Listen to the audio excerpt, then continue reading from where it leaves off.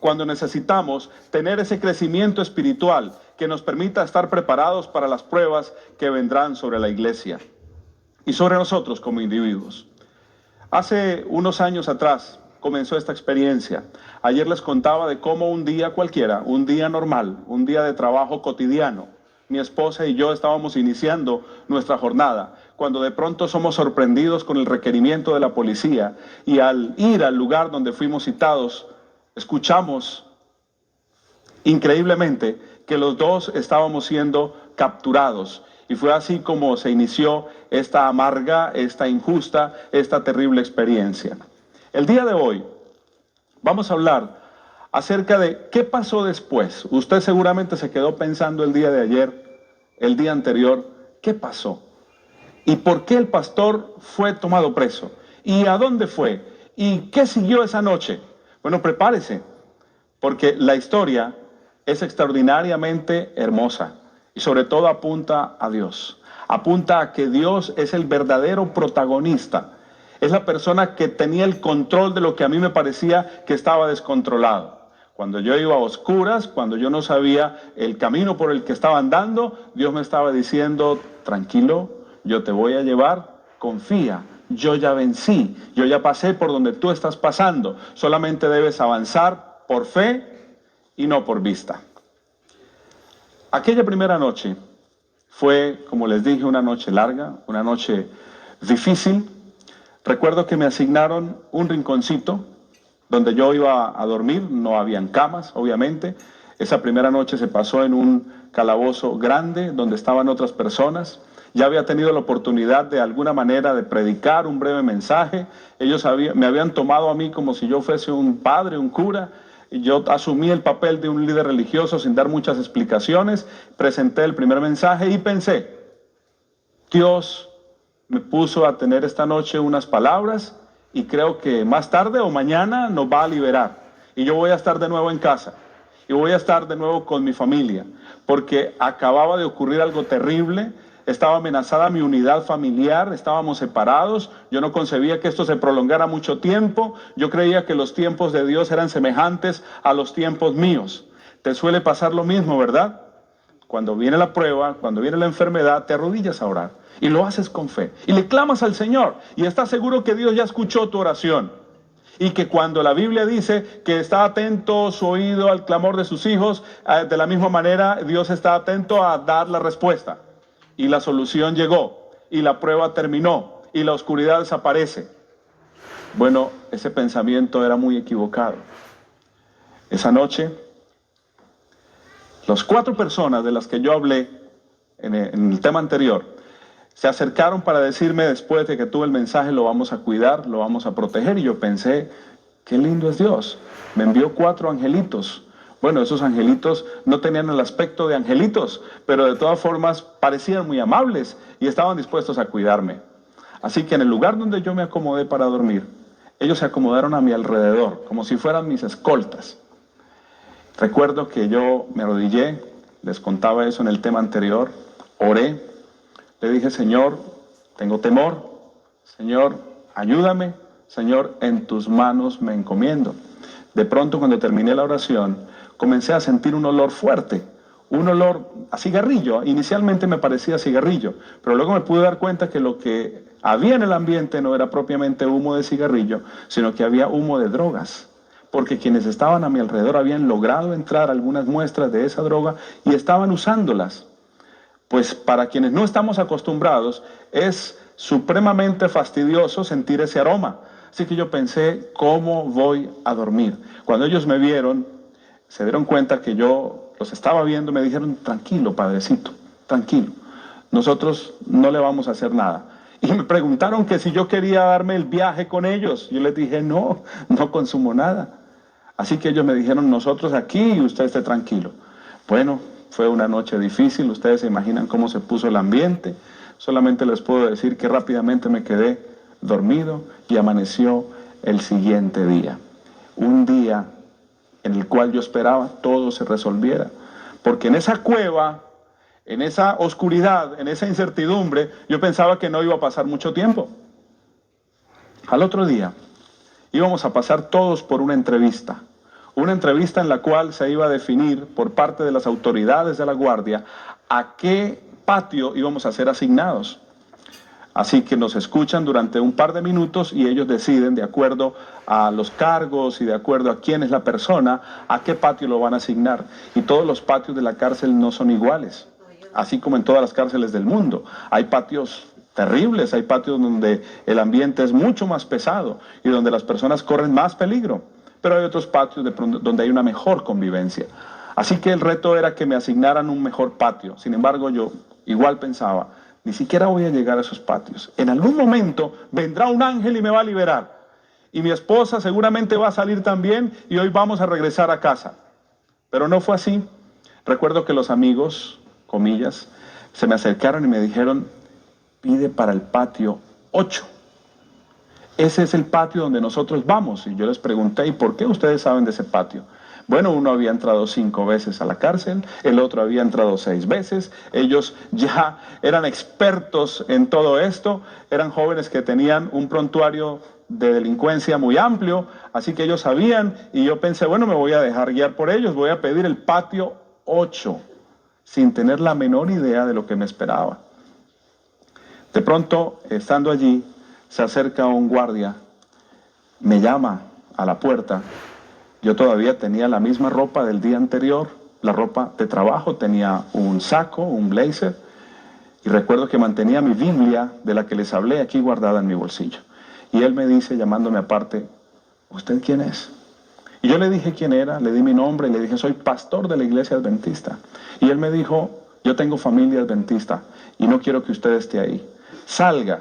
Y me permitió salir, y me permitió hacerme en su oficina, a un lado del calabozo.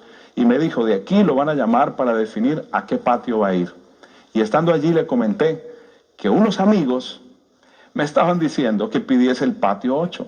Y él me dijo, no se le ocurra pedir el patio 8. Es el peor patio de la cárcel.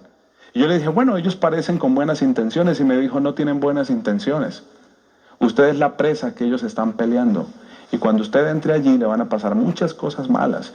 Y probablemente todo lo que usted lleva será despojado. Así que no pida ese patio, le doy un consejo y aléjese de estos amigos. Bueno, ahora estaban cambiando las circunstancias. Yo lo que pensaba que era bueno, ahora veía que no lo era tanto. Y entonces entré a la entrevista.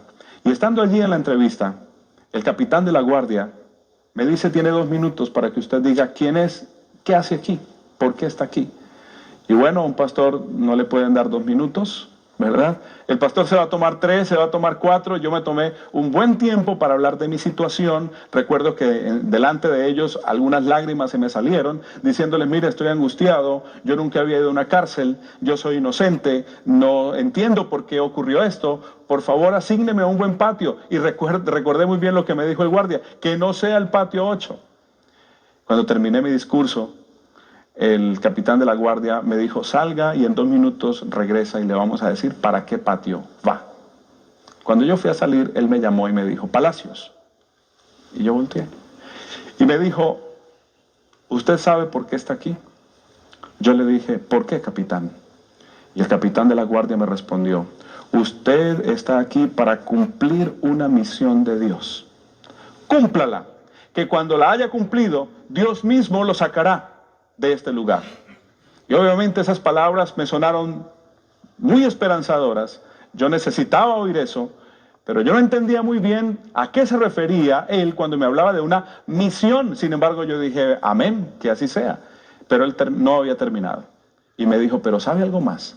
Dios quiere que usted cumpla esa misión en el peor patio de la cárcel, el 8. Espere afuera mientras lo definimos. Y yo salí pensando, bueno, esto sonó bien y ahora no suena bien. ¿Qué va a pasar? Me senté hasta que alguien salió para informarme a qué patio había sido asignado. Y me dijeron, usted fue asignado al patio de máxima seguridad, no era el 8. Inmediatamente pensé, también eso es terrible, suena mal. Patio de máxima seguridad, suena terrible. Sin embargo, luego pude entender que ese no es un patio que cumple los requisitos de ser máxima seguridad, sino que es un patio donde hay una buena convivencia. Con esto quiero decir algo. Tú vas enfrentando la prueba. Piensas que todo está mal. Piensas que nada te sale bien. Piensas que hay un descontrol total, pero la mano de Dios te dirige, la mano de Dios te guía y no lo percibes, pero así es. Y en este momento, en esa circunstancia difícil que estás pasando, puede que pienses como a esta altura de la historia yo pensaba que Dios se había olvidado de mí y que era algo muy injusto, porque no tenía razón para que me estuviera pasando esto y que Dios se había olvidado de mí. Pero me estaban asignando un buen patio. Me estaban empezando a dar un trato que luego pude entender que era un trato diferente al que pude haber recibido en las circunstancias en las que yo entré a la cárcel. Dios me estaba protegiendo, pero yo estaba tan decaído. Yo había perdido de alguna manera la visión que debía tener de las cosas, porque esa visión divina que ve el fin desde el principio no siempre la tenemos, sino que vemos lo que está al frente de nuestros ojos y nos angustiamos y renegamos. Pero Dios ve el fin desde el principio. Dios tiene el panorama completo. Ese rompecabezas desordenado, Dios ya sabe cómo ordenarlo, porque Dios tiene la fotografía, porque Dios tiene la visión. Andar por fe y no por vista significa que en esa circunstancia difícil el Espíritu Santo te ilumine este pensamiento y te haga creer y te haga entender que Él tiene el control. Él tiene el control. Igual que yo, tal vez tú lo pones en duda. Tal vez tú piensas, en mi caso no. Mire mi hogar cómo está. Y cada cosa que hago para que mi hogar mejore, empeora mi relación con mi esposa. Y mire mi situación financiera cómo está. Y el siguiente negocio que hago me sale peor que el otro. Y mira mi condición espiritual cómo está. Y no sé por dónde andar. Y no sé qué decisión tomar. Y tú piensas, estoy solo y no lo estás. Cuando fui asignado a ese patio, realmente Dios me estaba dando una gran bendición. Porque en otro lugar hubiese sido tratado de una forma terrible. Así que esa noche, ya vamos en el segundo día, soy trasladado a ese patio. Y coincidencialmente en ese patio termino asignado a una celda donde residía, donde estaba una persona que yo conocía con anticipación. Una persona de nuestra iglesia que también estaba atravesando por una circunstancia muy semejante a la mía, de injusticia, acusado de algo que él no había cometido. Claro, él duraría poco tiempo, porque luego él salió libre, pero yo tuve la feliz coincidencia, por llamarlo así, como yo lo vi inicialmente, de encontrarme con alguien conocido. Así que cuando supe de esa persona, solicité ser puesto en esa celda. Él aceptó que yo fuese su compañero y estuvimos juntos compartiendo. Y llegó esa primera noche, el lugar donde yo pasaría las siguientes noches. Yo llegué con una bolsa plástica, no me permitían entrar maleta, una bolsa plástica, y allí llevaba mis pocas pertenencias, 2, 3 mudas de ropa, cosas personales que podía entrar. Encontrarme con ese amigo fue de gran ayuda. Él igualmente decía, Hans, yo estaba también pasando por un momento espiritual difícil. Yo le oraba a Dios porque no entendía por qué estaba aquí, me sentía decaído. Y decía él, y en respuesta a Dios me envió un pastor a la celda. Y yo pensaba, bueno, no quería hacer la respuesta a tus oraciones, pero aquí estoy. ¿Qué pasa en ese instante? Como decíamos en la experiencia relatada anteriormente, en el tema anterior, la fe que nosotros declaramos un sábado en la iglesia cantando himnos con nuestra ropa de sábado es la fe teórica. Allí es muy fácil decir, soy un hombre de fe, soy una mujer de fe, soy un joven de fe. Esa experiencia la vivimos casi todos a diario, porque las cosas marchan bien, porque estamos donde queremos estar, porque estamos rodeados de las personas que amamos. Pero un día esa fe teórica es puesta a prueba. Y probablemente cuando llega esa prueba nos damos cuenta que no andábamos por fe, sino que andábamos por vista. Porque al ver que todo estaba bien a nuestro alrededor, sosteníamos la mejor relación con Dios. Y cuando las circunstancias cambiaron, ese hombre de fe, esa mujer de fe, ese joven de fe, ahora no lo era tanto. Eso me ocurrió a mí. Después del encuentro con aquel amigo en ese lugar, al siguiente día, ya era sábado, fue mi primer sábado. Hermanos, yo busqué un rincón donde sentarme a llorar. A llorar. Y yo podría contar otra historia y acomodarla diciendo, no, y al otro día me levanté a predicar porque yo tenía una misión, porque el capitán de la guardia me dijo, hay una misión que cumplir. Entonces, con mucho entusiasmo, al siguiente día abrí mi Biblia, busqué un grupo de personas y les dije, este es el mensaje que Dios trajo para ustedes. Pero no fue así. Yo me decaí y me guardé, me escondí en un lugar. Y aquí hay un personaje bíblico con el cual yo me puedo identificar. Ayer decíamos, la Biblia menciona algunos personajes tan irreprochables que uno dice, yo no tengo su estatura espiritual, yo no tengo el tamaño de su fe, pero en cambio muestra a otros que como nosotros tienen sus momentos de debilidad en los cuales Dios obra, actúa para hacerle entender que no está solo. Y aquí está la historia de hoy, la historia bíblica de hoy. Libro primero de Reyes, capítulo 19.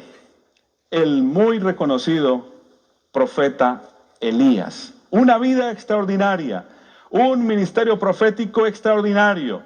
En la vida de Elías, en el ministerio de Elías, se conjugan una cantidad de eventos sobrenaturales, unos eventos superlativos que nos hacen ver a un hombre de una tremenda fe.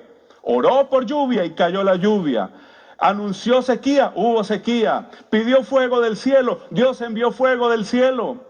Llegó a un lugar donde una viuda había perdido a su hijo, estaba muerto y lo resucitó. Y saben, cuando nosotros vamos al relato bíblico, encontramos que en el capítulo 17 y en el capítulo 18, en esos dos capítulos, se registran estos eventos de una manera extraordinaria. Es que son como cúspide de la fe en la vida de Elías.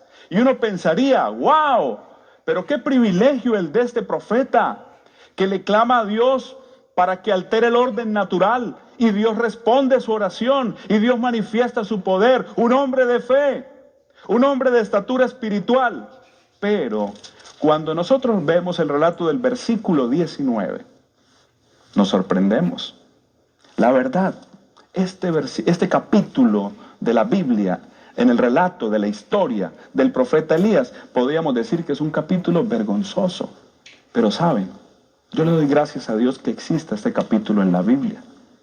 Yo le doy gracias a Dios que este relato esté aquí, porque cuando yo leo este relato y cuando yo veo cómo termina el relato, veo mi experiencia y tú puedes ver la propia y pensar, igual que Elías, después de haber visto muchas evidencias, muchas realidades espirituales extraordinarias y milagros, igual que Elías me escondo, igual que Elías me deprimo y me decaigo, entonces no hay esperanza para mí. Vamos al relato, lo vamos a hacer rápidamente. Vamos a hacer una lectura de la historia.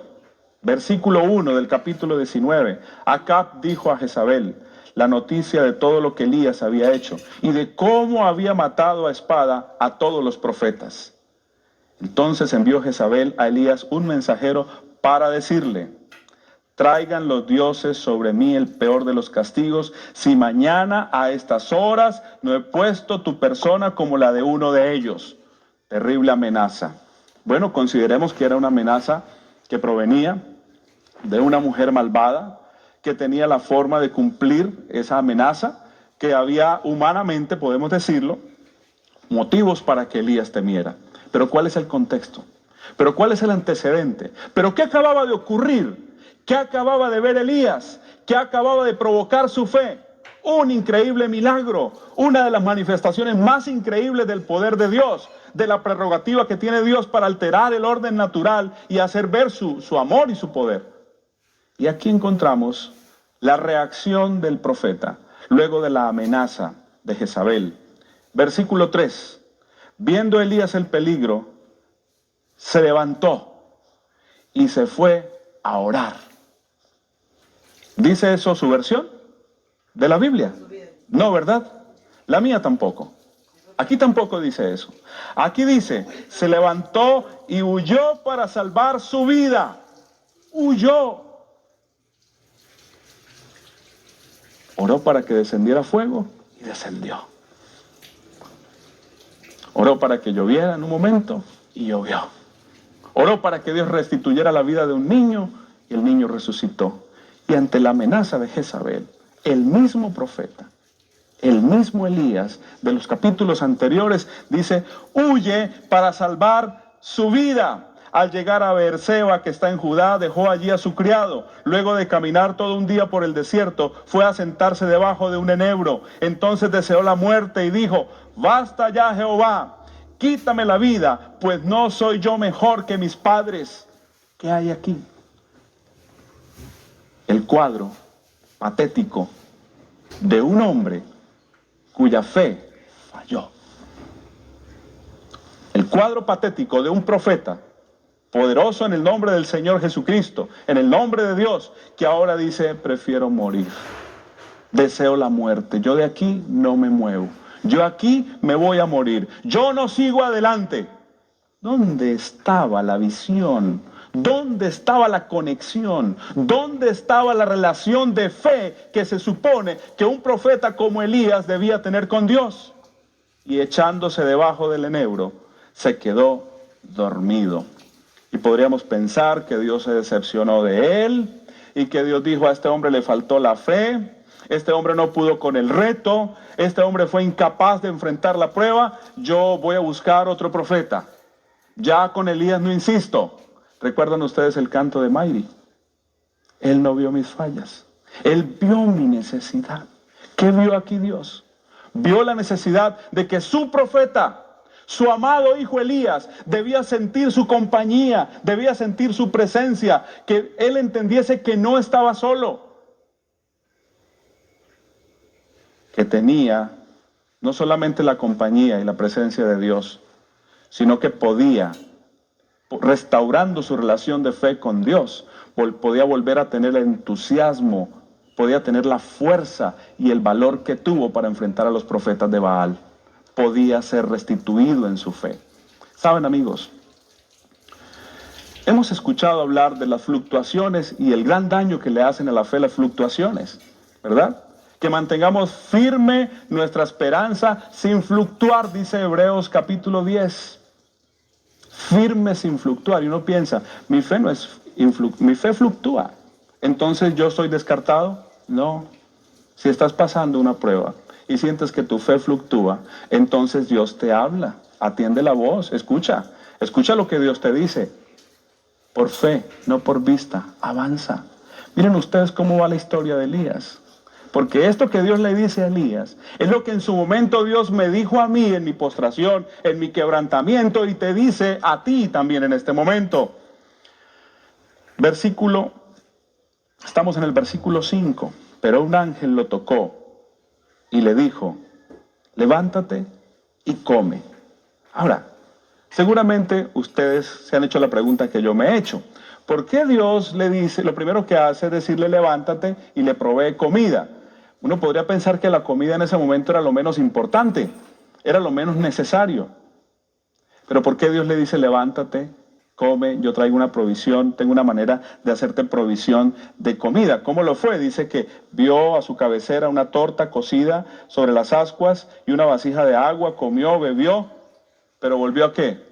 A dormirse. Bueno, Dios inicialmente resuelve sus necesidades básicas y le dice, bueno, debes tener hambre, te voy a dar comida. Y tal vez esa es tu situación como lo fue la mía. En su momento Dios sabía que yo no podía entrar tan solo a esa cárcel y me dijo, allá adentro hay una persona con la que te vas a encontrar que te conoce, que también está pasando una prueba como tú, pero que ya ha recorrido el camino y te va a ayudar. Dios resuelve nuestras necesidades básicas. Tal vez nuestras prioridades son otras y espiritualmente lo entendemos de una manera, pero Dios y sus caminos son extraños. Y aquí vemos a Dios ofreciéndole a Elías comida. Y uno podría pensar, bueno, Elías come, ve que Dios milagrosamente le provee comida de donde no podría haber comida, y que ahora Elías se levanta y le dice, Señor, heme aquí, ¿cuál es la tarea? Y no es así, volvió a dormirse. Y el versículo 7 dice que el ángel regresó por segunda vez, lo tocó y le dijo, levántate y come, porque largo camino te resta. Es decir, Elías, te voy a dar más comida, porque de pronto te hizo falta un poco más, te la voy a proveer de otra forma milagrosa, ¿verdad? Y le dijo, levántate porque largo camino te resta. Se levantó pues, comió y bebió, fortalecido con aquella comida, anduvo 40 días y 40 noches hasta Horeb, el monte de Dios. Bueno, Aquí como que Elías se está recuperando. Aquí como que Elías levantó la cabeza. Pero miren ustedes lo que pasa en el siguiente versículo, que es el versículo 9. Allí, en el monte Horeb, que es el monte de Dios, se metió en una cueva donde pasó la noche. ¿Qué hizo Elías? Volvió y se escondió. Sintió que todavía no tenía las fuerzas. Y entonces, allí en esa cueva, escondido, llega a él la palabra de Jehová, el cual le dice: ¿qué haces aquí, Elías? ¿Qué haces aquí?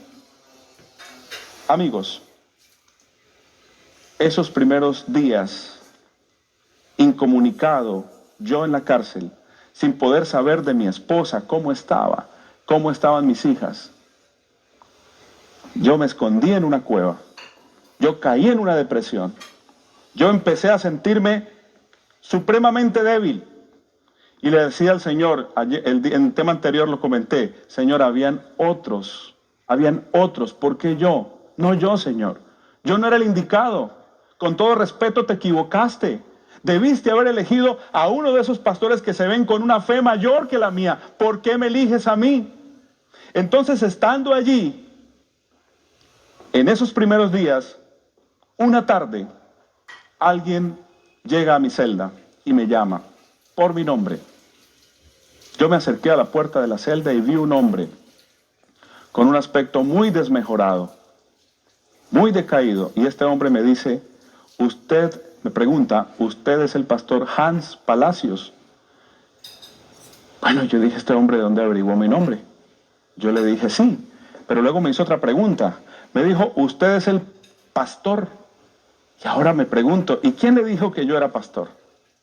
Pero no tuve más remedio que decirle: sí.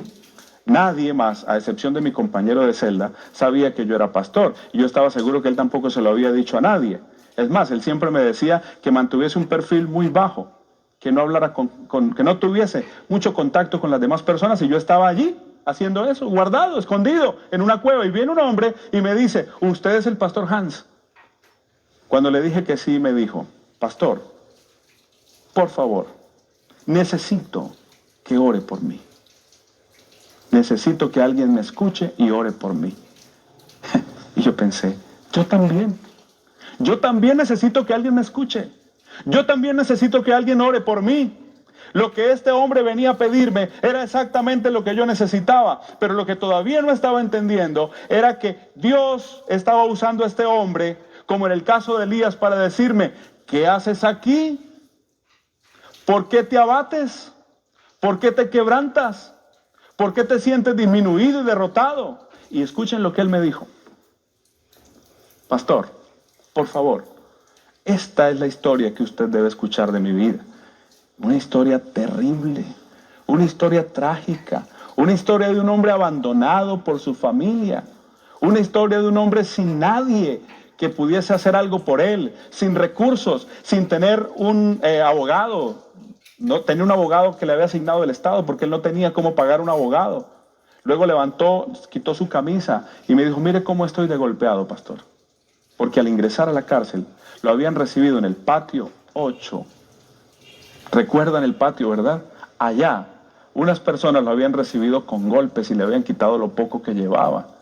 Y me dijo: no tengo jabón para lavar mi cuerpo, no tengo pasta dental. Y me dijo: no tengo celda, estoy durmiendo en un pasillo, casi a la intemperie, allí tirado junto con otros presos. Mientras él hablaba y me mostraba su panorama, yo pensaba: Dios mío, ¿qué hago yo aquí? Aquí hay un hombre en una condición peor que la mía, más deplorable que la mía. Y yo me quejo. Y yo estoy aquí escondido. Y yo estoy como en una cueva. Y no quiero que nadie sepa que yo soy pastor. Y no quiero que nadie me invite a predicar. Porque lo que quería era salir de allí. Así que mientras este hombre me contaba su historia, su experiencia, inevitablemente la comparaba con la mía. Y mientras la comparaba con la mía, Dios me hablaba y me decía: entiende que no estás tan mal como tú crees. Lo mismo se lo dijo Dios a Elías. Tú crees que eres el único. Hay 10,000 que no han doblado rodilla. Y Dios me estaba diciendo a mí: Hans, aquí hay un hombre que busca de mí, que necesita oración y bendición, lo mismo que tú necesitas. Así que cuando él termina de contarme su historia, yo tomo mi Biblia y le digo, vamos a leer lo que Dios tiene para ti. A través del texto bíblico que elegí, le animé, y mientras yo le animaba, y mientras le hablaba de las promesas de Dios, y mientras le invitaba a ser fiel y a seguir confiando en el Señor, y si no era suficiente orar, entonces que debía clamar, lo mismo me estaba diciendo a mí mismo. Era como que Dios me decía, esas palabras las necesita este hombre y las necesitas tú. En el relato de Elías, la pregunta de la palabra de Jehová que llegó a Elías fue la misma. ¿Qué haces aquí? ¿Por qué estás aquí?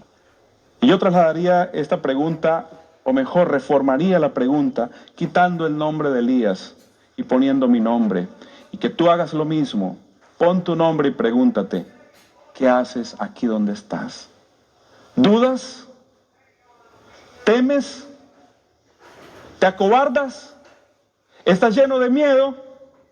¿No avanzas? ¿Te estancas? ¿Te escondes? Dios no te quiere allí.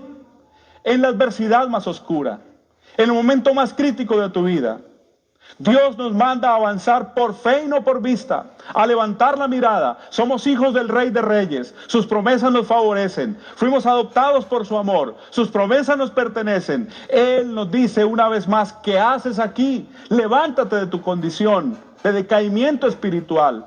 Dios no te quiere pesimista, Dios no te quiere desanimado, Dios no te quiere abrumado. ¿Lo estás pasando? Dios no te juzga por eso. Dios sabe que eres carne, que eres débil, que eres polvo. Dios conoce tu naturaleza, Dios conoce tus debilidades, Dios ve tus defectos, pero sabe tu necesidad.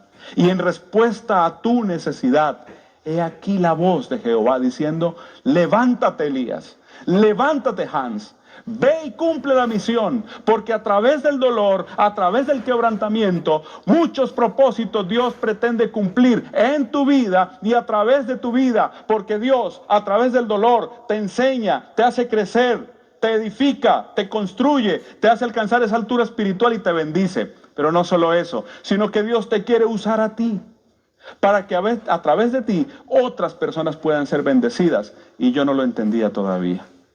Y yo creía que me estaban pasando cosas muy malas, muy injustas, que eso no tenía por qué pasarme a mí, sin entender que habían otros propósitos muy superiores que Dios esperaba cumplir. Jehová le dijo a Elías, sal fuera y ponte en el monte delante de Jehová. Sal fuera. Levántate y ponte delante en el monte de Jehová. En ese momento pasaba Jehová y un viento grande y poderoso rompía los montes y quebraba las peñas delante de Jehová, pero Jehová no estaba en el viento. Tras el viento hubo un terremoto, pero Jehová no estaba en el terremoto. Versículo 12. Tras el terremoto hubo un fuego, pero Jehová no estaba en el fuego. Y tras el fuego se escuchó un silbo apacible y delicado. Cuando Elías lo oyó, se cubrió el rostro con el manto, salió y se puso a la puerta de la cueva. Ahora Elías se había convencido de que Dios estaba allí, no en el torbellino, tal vez no en el fuego ni en la tormenta, sino en el silbo apacible. Allí estaba Dios, hablándole, susurrándole. Amigo que me escuchas, probablemente de manera circunstancial te sentaste a escuchar esta historia, este testimonio, y pensaste, bueno, es el testimonio, un testimonio más de un pastor. Puede que sí, pero para ti, estas palabras, este mensaje, la voz de Dios hablándote y pidiéndote que te levantes, que salgas de la cueva, no es un mensaje cualquiera, es un mensaje que tú necesitabas escuchar. Amigos, aquí hay un texto con el cual voy terminando mi intervención en este segundo mensaje. Salmo 138, versículo 8. Salmo 138, versículo 8. Jehová cumplirá su propósito en mí. Tu misericordia, Jehová, es para siempre.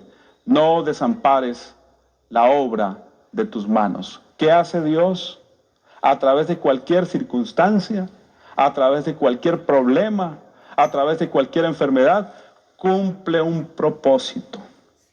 Si tú quieres acompañarme en el propósito que sigue esta experiencia, no te puedes perder el siguiente mensaje, ni el siguiente y el último, porque a través de estos mensajes, al acompañarme, te vas a convencer en esta historia, que puede ser tu propia historia, que Dios tiene claros propósitos que te va revelando, porque de entrada no lo ves, porque de entrada tu mirada, tu visión es como la de todos los seres humanos, limitada, pero Él que ve el fin desde el principio te dice, como lo acabo de leer, tengo un propósito. Persiste, resiste, persevera, no te des por vencido. Ten la certeza y ten la seguridad que cumpliré un propósito, que no lo entiendes ahora, pero luego lo entenderás. Y no solo lo entenderás, sino que tu fe será recompensada. Esa fe real de la que hablábamos en el tema anterior, esa fe que te hace persistir a pesar de los momentos de decaimiento y debilidad, esa fe será finalmente recompensada. Y vamos a ir a un último texto en esta ocasión, en este momento. Vamos a ir a Primera de Pedro, capítulo 5, versículo 10.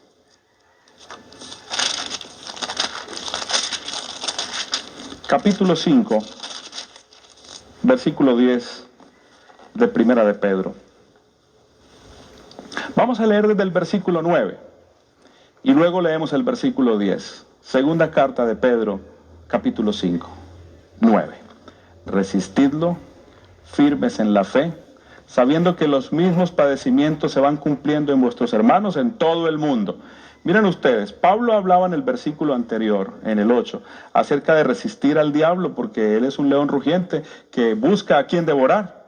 Pero en el versículo 9, él dice, resistan los firmes en la fe, y recuerden que alrededor del mundo todos estamos siendo atacados por el enemigo, no eres el único, ni eres al que peor le va. Ni la desgracia solamente toca tu puerta, es que vivimos en un mundo bajo el signo del dolor, bajo el signo del sufrimiento, bajo el signo de la maldad y el pecado. Por lo tanto, no podemos escapar de la injusticia, no podemos escapar del sufrimiento inmerecido. El dolor siempre tocará la puerta de tu corazón. Pero luego en el versículo 10 está extraordinario este mensaje. Pero el Dios de toda gracia, que nos llamó a su gloria eterna en Jesucristo, después que hayáis padecido un poco de tiempo, Él mismo os perfeccione, afirme, fortalezca y establezca. Cuando yo he predicado sobre este texto, suelo preguntarle a los hermanos algo que les voy a preguntar a ustedes también. Ok, volvamos a leer el texto, volvamos a leerlo. Pero el Dios de toda gracia, que nos llamó a su gloria eterna en Jesucristo, después que hayáis padecido un poco de tiempo, Él mismo os perfeccione, afirme, fortalezca y establezca. Pregunto, ¿qué palabra de este texto te llama la atención, te agrada, te gusta? Porque hay una serie de palabras que están mencionadas en el texto sonoras, significativas, muy importantes. Está la palabra establezca, fortalezca, afirme, perfeccione, pero ¿cuál es la que más nos llama la atención? Seguramente alguna de las que acabo de mencionar. Pero noten ustedes que para que el Señor nos perfeccione, nos afirme, nos fortalezca y nos establezca, debemos padecer un poco de tiempo. Y esa no es la palabra que más queremos. Nosotros le huimos al dolor de manera natural. Queremos evitar sufrir. Cuando nuestros niños están aprendiendo a caminar, ¿verdad? Y tenemos esa linda experiencia, papá y mamá, con el niño allí, y entonces lo sostiene la mamá y el papá está a este lado, queremos que el niño camine, pues todos estamos muy pendientes porque no queremos que el niño se golpee, no queremos que el niño se caiga, queremos evitarle un dolor, y así vivimos. Y así vivimos el resto de nuestra vida. Evitamos el dolor, evitamos el sufrimiento. Pero aquí dice Pedro, dice claramente que para alcanzar los propósitos de firmeza, de establecimiento, de crecimiento espiritual, a donde Dios quiere llevarnos, a veces, yo diría que siempre, de diversas maneras, es necesario pasar por la experiencia del padecimiento momentáneo, porque no es para siempre. ¿Cuánto tiempo se prolonga el dolor? Hay una respuesta para esa pregunta. El tiempo que sea necesario para que Dios cumpla sus propósitos. ¿Cuánto? ¿Cuánto tiempo más estarás enfermo? ¿Cuánto tiempo más tu ser amado estará en prisión? ¿Cuánto tiempo más tendrás que esperar para ver la respuesta a tus oraciones? Aquella mamá que está orando por su hijo, que está pasando por una gran tribulación, se preguntará, Señor, ¿y cuánto tiempo más tiene que pasar? Y usted que me está escuchando, que está viviendo su propia crisis, su propio quebrantamiento, se preguntará lo mismo, Señor, ¿y cuánto tiempo más tengo que esperar? La respuesta es el tiempo que sea necesario para que Dios cumpla sus propósitos. ¿Sus propósitos de qué? Sus propósitos de establecimiento, de fortalecimiento, de afirmación y de perfección espiritual. Esa estatura, tú la anhelas, yo la anhelo. No es una experiencia simultánea o natural. No, hay que atravesar un camino. Y miren, luego de haber escuchado a aquel hombre en mi celda, luego que él se fue, yo me arrodillé. Me arrodillé, levanté mis manos y le dije, perdón, Señor, perdón. Todavía no logro entender lo que ahora tú me estás mostrando. Y poco a poco lo voy comprendiendo. He venido aquí a cumplir una tarea. No hay otra explicación. Sí, hay otras circunstancias del caso que de pronto de manera más detallada yo la cuento para tratar de explicar, pero siempre llego a un punto en el que no sé. Humanamente no hay una explicación por qué yo fui elegido para esto. Porque mi esposa.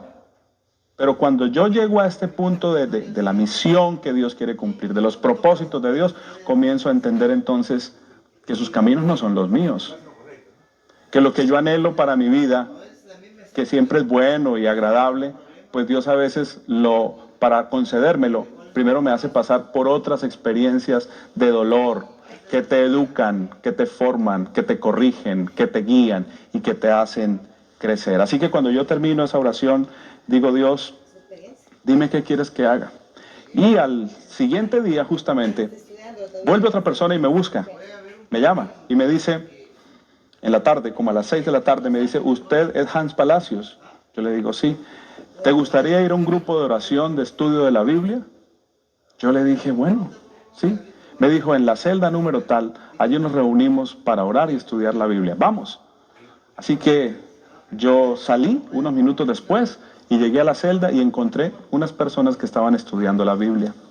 Y estas personas que estaban estudiando la Biblia se veían muy sinceras, pero evidentemente no había alguien que tomara el liderazgo espiritual y que pudiese explicarles. Un joven allí tomó la Biblia, leyó un versículo, hizo una aplicación, ellos oraron, me preguntaron qué peticiones tenía de oración.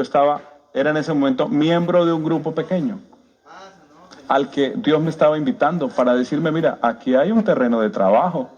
Tú estás allá escondido, llorando, en un rincón de la celda. No, sal de allí, aquí hay trabajo por hacer.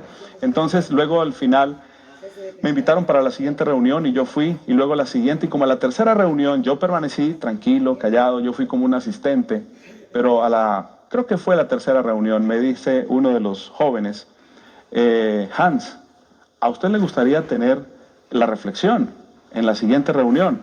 Y yo le dije, bueno, sí. Y me dijo, te voy a explicar cómo hacerlo. Tú tomas un versículo de la Biblia, tú lo lees varias veces, oras y escribes unas ideas. Empezó a darme una clase de homilética, bien intensa, sencilla, pero yo escuché atentamente y no le quise interpelar en nada de lo que él me dijo y le dije, ok, gracias por la oportunidad. Y me fui a orar. Tomé mi Biblia.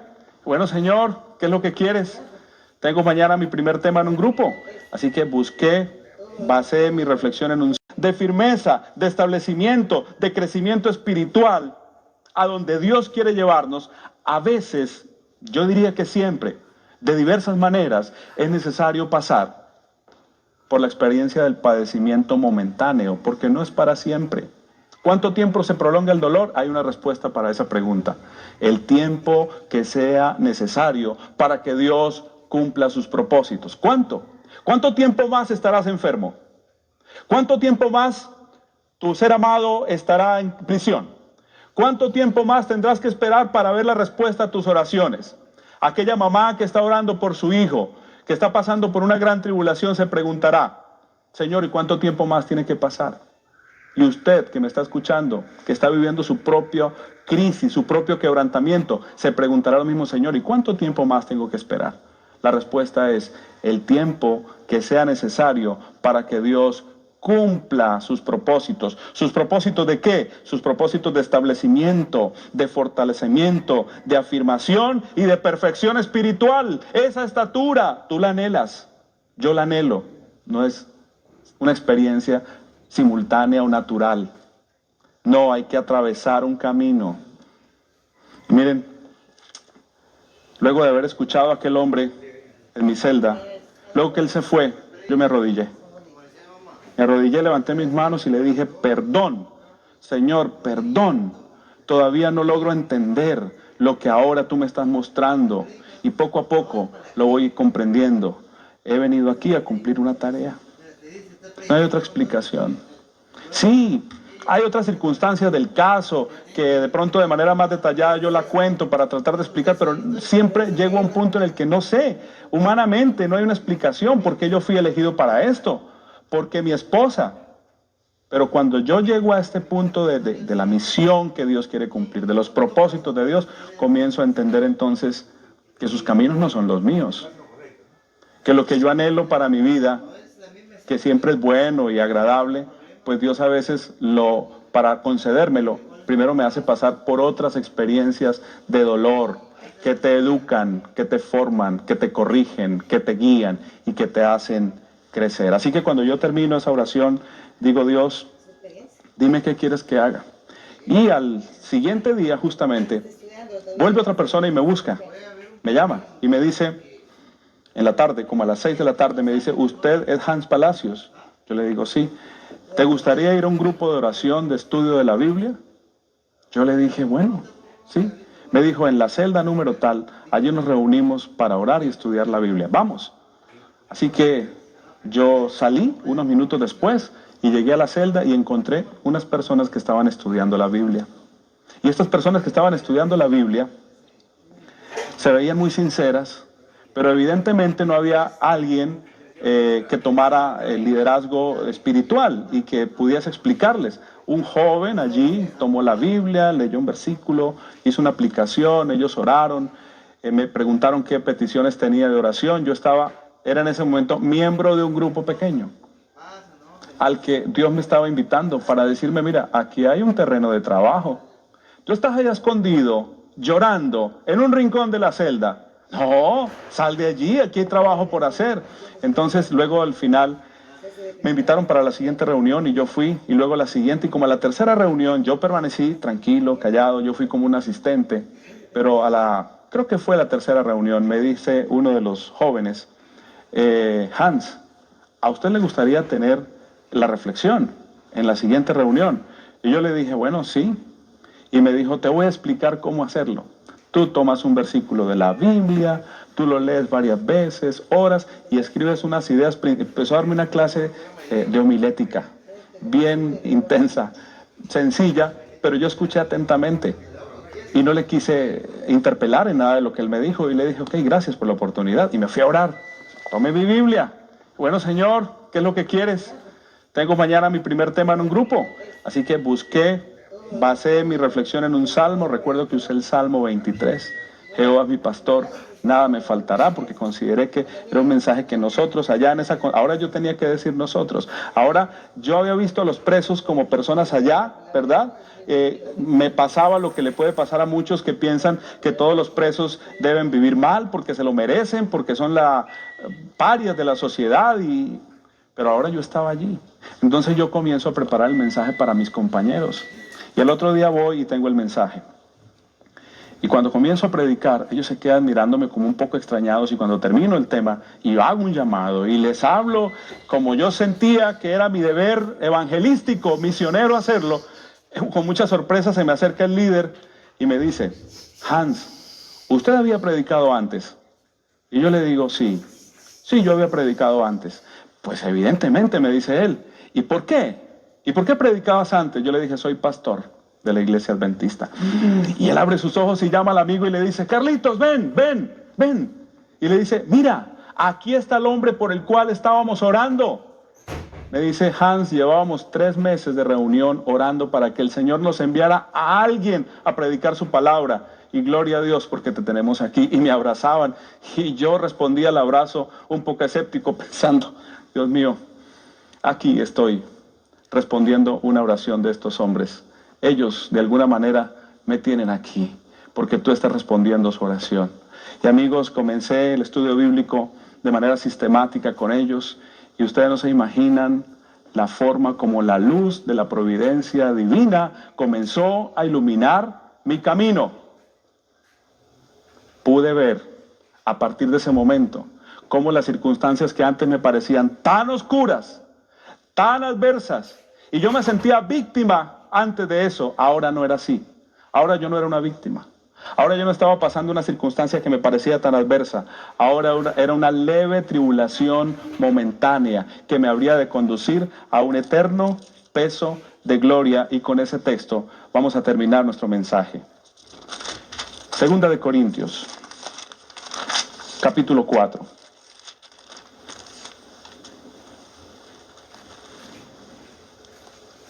Por lo tanto, no desmayamos. Antes, aunque nuestro hombre exterior se va desgastando, el interior no obstante se renueva de día en día, pues esta tribulación momentánea, leve, produce en nosotros un cada vez más excelente y eterno peso de gloria, no mirando nosotros las cosas que se ven, sino las que no se ven, pues las cosas que se ven son temporales, pero las que no se ven son eternas. Amén.